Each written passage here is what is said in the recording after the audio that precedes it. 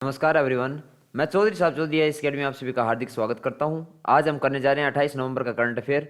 तो जो important current affair रहेगा वो करेंगे और उससे किस टाइप के क्वेश्चन आपसे पूछे जा सकते हैं प्रीलिम्स में, तो वो भी डिस्कस करेंगे। तो चलिए बिना देरी के स्टार्ट करते हैं।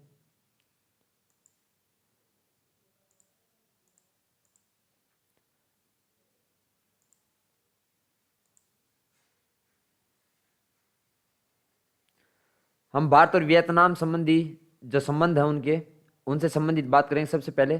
तो हाल में क्या हुआ है, हमारे भारत और वियतनाम के रक्षा मंत्रियों के बीच रक्षा उद्योग के क्षमता निर्माण, प्रशिक्षण और संयुक्त राष्ट्र यानी कि यूएन के शांति अभियानों में सहयोग जैसे विषयों पर द्विपक्षीय वार्ता का आयोजन किया गया है। यानी कि recently bilateral talk were held between defence minister of India and Vietnam on topic such as capacity building, training of defence industry and corporation in UN peace operation. After that India Vietnam relations cooperation in various form, यानी कि Bharat Vietnam संबंध विभिन्न मंचों पर सहयोग। Both India and Vietnam will serve as non permanent member of the United Nation Security Council, यानी कि UNSC. UNSC की फुल फॉर्म क्या होगी? United Nation Security council for a period of 2 years from 2021, यानी कि वर्ष 2021 से 2 वर्ष की अवधि के लिए भारत और वियतनाम दोनों संयुक्त राष्ट्र सुरक्षा परिषद में गैर सदस्य सदस्य के रूप में कार्य करेंगे।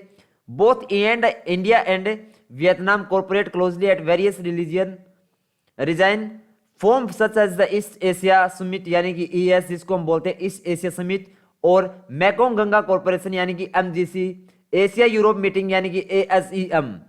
भारत और वियतनाम दोनों पूर्वी एशिया शिखर सम्मेलन यानी कि ईएएस, मैकांग गंगा सहयोग यानी कि एमजीसी, एशिया यूरोप मीटिंग यानी एएसईएम जैसे विभिन्न क्षेत्रीय मंचों पर नियमितता से सहयोग करते हैं।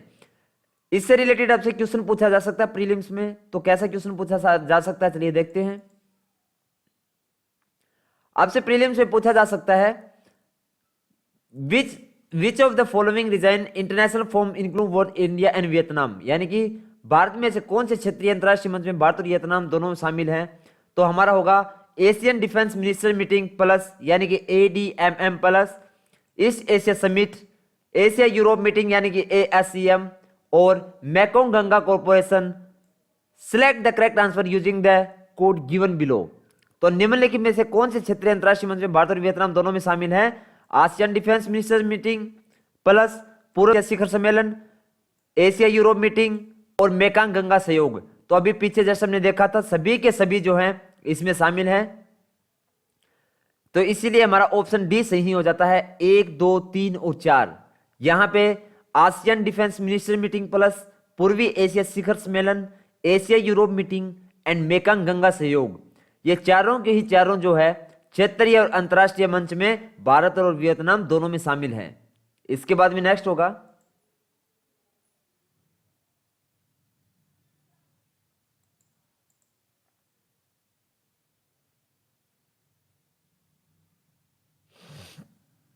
मीठी क्रांति से रिलेटेड कुछ स्टेटमेंट दी गई हैं।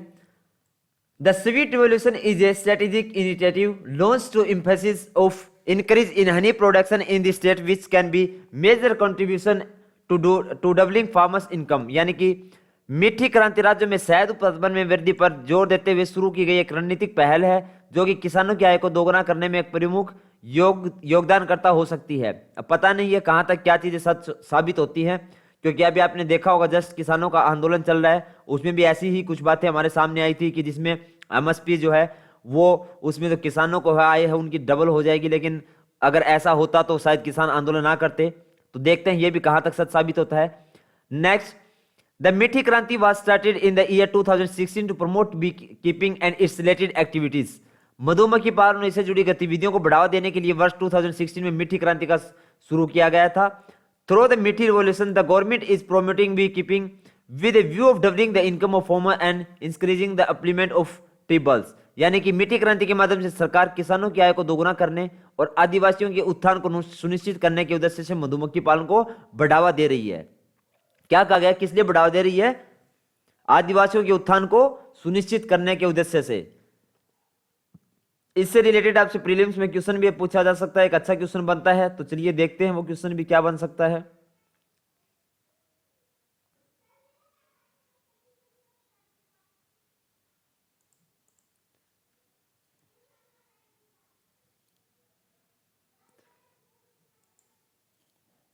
तो क्या दिया गया है आपको, with reference to the sweet revolution consider the following statement. क्या कहा गया है, मीठी क्रांति के संबंध में निम्नलिखित कथनों पर विचार कीजिए। यहां पे आपको 2 स्टेटमेंट दी गई हैं, देखते हैं। पहली स्टेटमेंट आपकी, it has been launched by the government of India to increase sugar income production, sugar cane production. Next, it aim to double the income of farmers in ensure the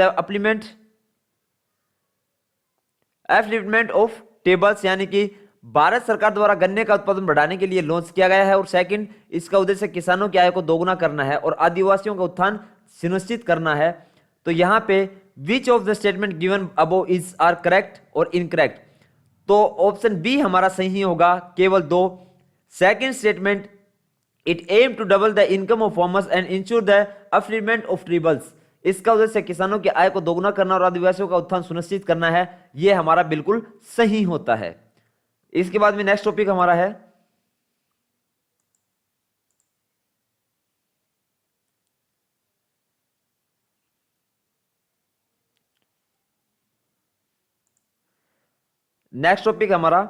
India climate change knowledge portal. क्या है, India climate change knowledge portal. तो चलिए देख लेते हैं एक बार इसमें भी क्या दिया गया है।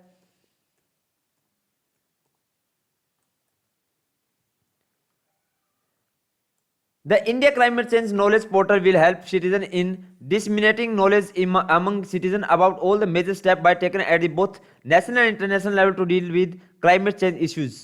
यानी कि India climate change knowledge portal जो है, नागरिकों को जलवायु परिवर्तन के मुद्दों से निपटने के लिए राष्ट्रीय एवं अंतर्राष्ट्रीय दोनों स्तरों पर उठाए जाने वाले प्रमुख कदमों के बारे में नागरिकों के बीच ज्ञान के प्रसार को मदद करेगा। It will be a single point information resource which will provide information about various climate related initiatives undertaken by various ministers so that users can take advantage of the update status of the initiatives।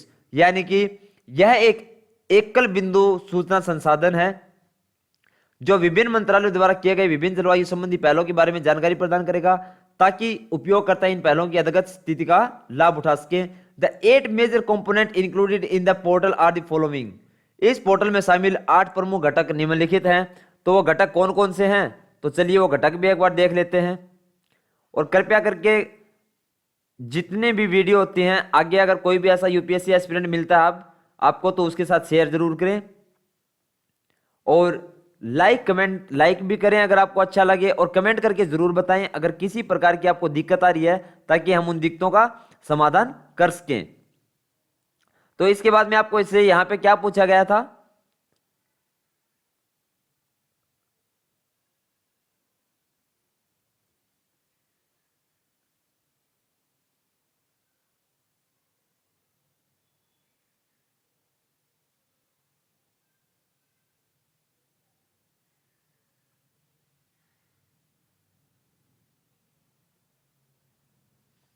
आपसे पूछा गया था कि इस portal में शामिल 8 घटक निम्न हैं।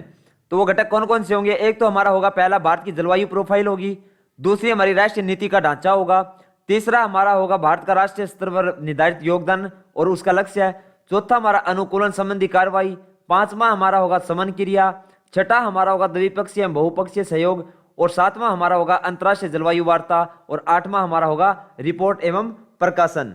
तो ये 8 जो पोर्टल हैं वो इसमें शामिल हैं। कौन से 8 होंगे, रिपोर्ट एवं प्रकाशन, अंतर्राष्ट्रीय जलवायु वार्ता, द्विपक्षीय एवं बहुपक्षीय सहयोग, समन क्रिया, अनुकूल संबंधी कार्रवाई, भारत का राष्ट्रीय स्तर पर निर्धारित योगदान लक्ष्य है, राष्ट्रीय नीति ढांचा, और लास्ट 8वां कौन सा होगा, भारत की जलवायु प्रोफाइल। ये सभी जो 8 प्रमुख घटक है वो इसके अंदर शामिल हैं। इससे रिलेटेड एक बहुत अच्छा क्वेश्चन बनता है हमारा प्रीलिम्स के लिए, तो वो कौन सा क्वेश्चन होगा चलिए देखते हैं।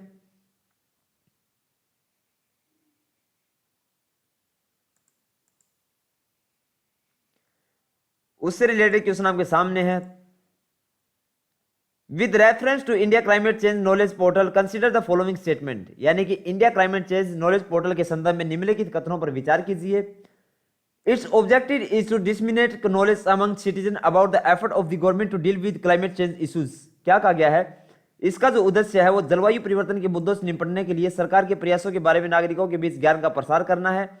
And next, international climate negotiations are not a component of this knowledge portal, यानी कि अंतरराष्ट्रीय जलवायु वार्ता इस नॉलेज पोर्टल का एक घटक नहीं है। Which of this statement given above are correct, तो यहां पे हमारा ऑप्शन ए सही होगा, केवल एक, only one. Its objective is to disseminate knowledge among citizens about the effort of the government to deal with climate change issues, यानी कि इसका उद्देश्य जलवायु परिवर्तन के मुद्दों से निपटने के लिए सरकार के प्रयासों के बारे में नागरिकों के बीच ज्ञान का प्रसार करना है। तो यहां पे ये हमारा बिल्कुल करेक्ट होगा। आफ्टर दैट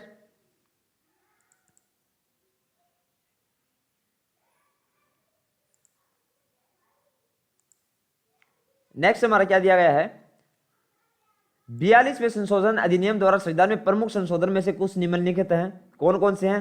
प्रस्तावना, इन संशोधन के तहत भारत को परिभाषित करने के लिए संप्रभु लोकतांत्रिक गणतांत्रिक शब्द के स्थान पर संप्रभु लोकतांत्रिक समाजवादी पथ निरपेक्ष गणतांत्रिक शब्द को जोड़ दिया गया है।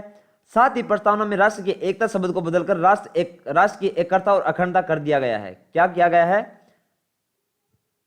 Under the amendment the term सोवर्जन democratic socialist secular republican was added in place of sovereign democratic republic to define India. Also, the permeable the word unity of the nation was changed to unity and integrity the nation.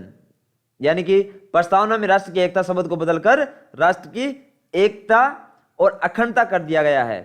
Fundamental right and directive principles, मौलिक अधिकार और निर्देशक सिद्धांत, and fundamental duties यानी कि मौलिक कर्तव्य। इससे रिलेटेड भी एक अच्छा क्वेश्चन आपसे प्रीलिम के लिए बनता है, तो चलिए देखते हैं उसको भी। 42वें संविधान संशोधन से रिलेटेड आपके सामने यह क्वेश्चन आपसे पूछा जा सकता है। क्या क्वेश्चन बनता है?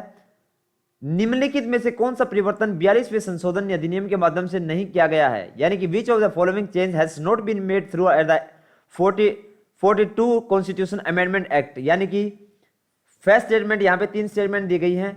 The word unity of the nation was changed in the word unity and integrity of the nation, यानी कि राष्ट्र की एकता शब्द को राष्ट्र की एकता और अखंडता शब्द में बदल दिया गया है। Second, the right to property was removed from the list of fundamental right and in the year 1976 it was declared a legal right, यानी कि संपत्ति के अधिकार को मौलिक अधिकारों की सूची से हटा दिया गया और वर्ष 1976 में इसे एक कानूनी अधिकार घोषित कर दिया गया है। Next one, emergency can be declared only on the basis of written advice given by the cabinet to the president, यानी कि मंत्रिमंडल द्वारा राष्ट्रपति को दी गई लिखित सलाह के आधार पर ही आपातकाल घोषित किया जा सकता है। Select the correct answer among the code given below, नीचे दिए गए इनमें से सही अगर हम ढूंढना है तो ऑप्शन बी हमारा सही होगा, केवल 2 और 3। सेकंड और थर्ड जो है वो 42 जो हमारा का है अमेंडमेंट, उससे रिलेटेड स्टेटमेंट दी गई है। यानी कि the right to property was remove from the list of fundamental right and in the year 1976 it was declared as a legal right. And second, emergency can be declared only on the basis of written advice given by the cabinet to the president। ये दोनों ही statement जो हैं वो 42 amendment के बारे में हैं, तो इसीलिए ऑप्शन हमारा बी सही हो जाता है, केवल 2 और 3। आज का हमारा लास्ट टॉपिक होगा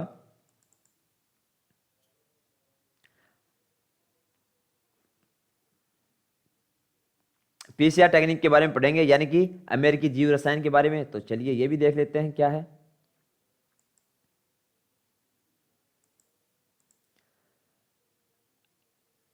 The PCR technique was invented by American biochemist Carey Mullis.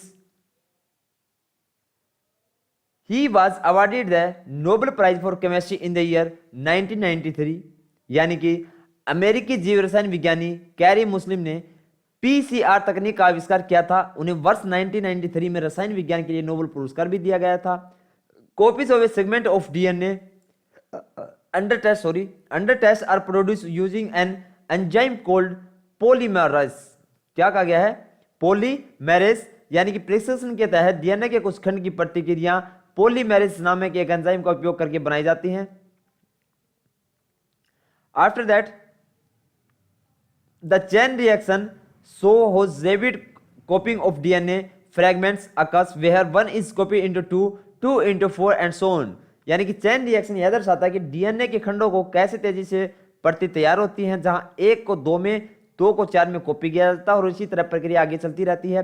Covid is made of RNA, so RNA is converted to DNA using a technique called reverse transcription to detect it. यानी कि कोविड-19 RNA से बना है और अतः इसका पता लगाने के लिए रिवर्स ट्रांसक्रिप्शन नामक तकनीक का उपयोग करके आरएनए को डीएनए में परिवर्तित किया जाता है। इससे रिलेटेड भी आपसे प्रीलिम्स में क्वेश्चन बन सकता है, वो क्वेश्चन कौन सा होगा तो चलिए उसको भी देख लेते हैं।